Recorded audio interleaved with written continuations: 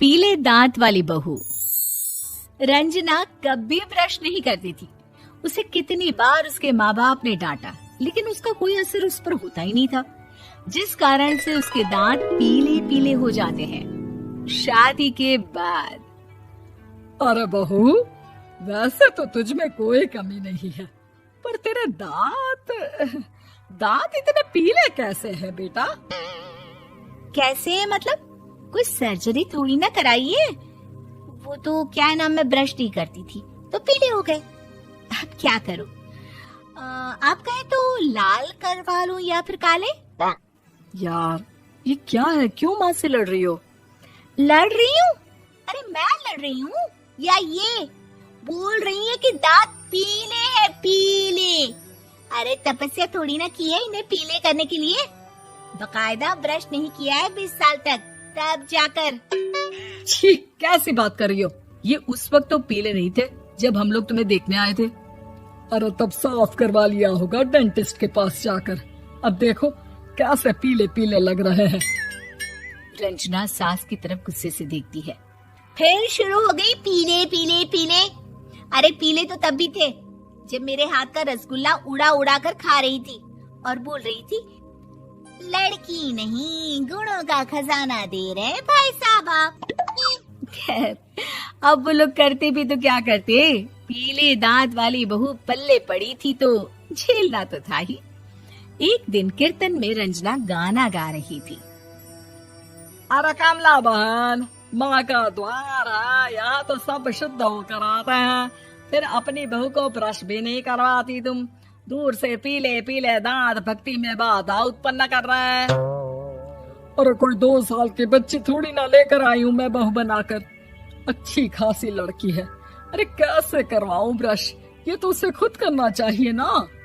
अब माँ बाप तो इसके जैसे तैसे निपटा दिए, ये नहीं सोचा कि सास कैसे संभालेगी। सास बहू को लेकर घर आ जाती है, लेकिन सोच लेती है कि अब इसे लेकर कहीं नहीं जाएगी। अगले रोज बहू कहती है, अरे क्या हो गया, मंदिर नहीं जाना क्या? कीर्तन का वक्त हो रहा है। मेरी मधुर वाणी से कान्हा जी जागते हैं और सोते हैं। आप तो जानती है ना उनकी भक्ति में कितना मन लगता है मेरा। वो क्या है ना, तबीयत ठीक नहीं लग रही है मेरी, आराम करूंगी मैं। तबीयत ठीक नहीं लग रही? अभी तो मिथुन के गाने पर नाच रही थी आप, और अब बोल रही है कि तबीयत ठीक नहीं लग रही। अरे भक्ति में मन लगा लो सासू माँ, ऊपर जाना है, क्या मुंह दिखाओगी आप? हाँ? सास को बहू की बात पर गुस्सा आ जाता है। मैं क्या मुंह दिखाऊंगी, इसकी चिंता तो ना कर, समझी? अपने मुंह की चिंता कर, जो ये पीले पीले दांत लेकर हर जगह पहुंच जाती है। पता है लोग कितना मजाक बनाते हैं। ना जी ना, मैं नहीं जाना कहीं तेरे साथ। तो ये बात है। कोई ना, मत जाओ, मैं अपने कमरे में ही बैठकर भक्ति कर लूंगी। ऊपर वाला दांत थोड़ी ना देखता है, मन देखता है, भावना देखता है। और अरे बस बस, तू सब कुछ दिखा, बस ये सफेद चमकदार दांत ना दिखाना किसी को, है? जा यहाँ से। बहू को सास की बात का कोई फर्क नहीं पड़ता, वो तो जैसी थी वैसी ही रह जाती है। सुबह नहाकर किचन में खाना बनाना, फिर खाना खाना, कीर्तन भजन करना और सो जाना। एक दिन, माँ जी मैं सहेली के घर जा रही हूँ, शाम को लेट आऊंगी। हाँ हाँ तो जाना, मैंने कौन सा तेरी आरती करनी है घर पर बैठकर।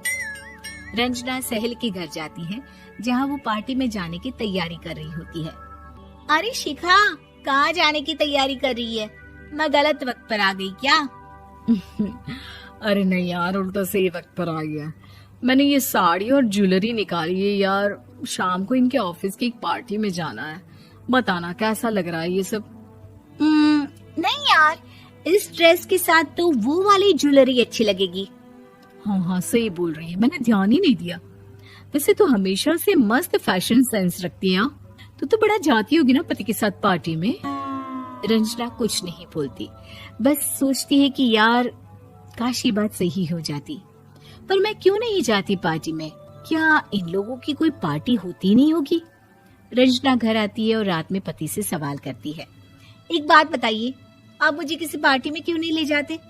क्या आपकी यहाँ ऑफिस में पार्टी नहीं होती? पति बेचारा क्या कहता कि दांत पीले हैं तुम्हारे इसलिए। अरे कोई पार्टी होती नहीं हम लोगों के ऑफिस में, तो कहाँ से लेकर जाऊं? और मार्केट, मॉल, कहीं वीकेंड घूमना, कहीं तो। अरे यार सारे हफ्ते में एक छुट्टी मिलती है, तो सोचता हूँ कि आराम ही कर लूं। क्यों? रंजना मन मार के रह जाती है। पहले कभी सास के साथ मंदिर जाया करती थी, लेकिन वो भी सास ने ले जाना बंद कर दिया। घर बैठी बैठी रंजना बोर हो जाती है। तभी उसे आइडिया आता है और वो मायके जाने का सोचती है। सासू माँ, 2 दिनों के लिए मम्मी के घर जा रही हूँ। अच्छा ठीक है, आराम से जा। और हाँ, माँ से कुछ अच्छी आदत सीख कर आना कि कैसे शरीर के हर भाग की तरह दांतों की सफाई भी जरूरी होती है, समझी? शुरू हो गई ना आप। वो लोग आपकी तरह नहीं है कि छोटी छोटी बात का बतंगड़ बना दे। उन लोगों के लिए मैं मायने रखती हूँ, ना कि मेरे पीले पीले दांत। रंजना माँ को बिना बताए उन लोगों को सरप्राइज देती है, लेकिन जैसे ही वो दरवाजे पर पहुंचती है, अंदर देखती है कि घर वाले कहीं जा रहे होते हैं। अब माँ, काश रंजना दीदी के दांतों वाली प्रॉब्लम नहीं होती, तो वो भी हम लोगों के साथ चलती ना बुआ जी की बेटी की शादी में। हाँ बेटा, लेकिन अब उसे कौन समझाए कि उसको उसके पीले दांत नहीं दिखते, लेकिन उसके आसपास के लोगों को कितना एम्बैरेसिंग फील कराते हैं। मुझे तो कितनी बार उसके स्कूल की टीचर ने शिकायत की कि उसके साथ कोई लड़की बैठना भी नहीं चाहती, और ना ही कॉलेज में कोई उससे बात करना चाहता था। लेकिन पता नहीं क्यों उसे ये बात समझ में ही नहीं आती। कोई कमी नहीं है उस लड़की में, बस यही कि दांत पीले हैं। वो तो भला हो जीजा जी और उनकी माँ का, जो दीदी को जैसी है वैसे ही रखा हुआ है। रंजना को अपने घर वालों की बात सुनकर बहुत दुख होता है।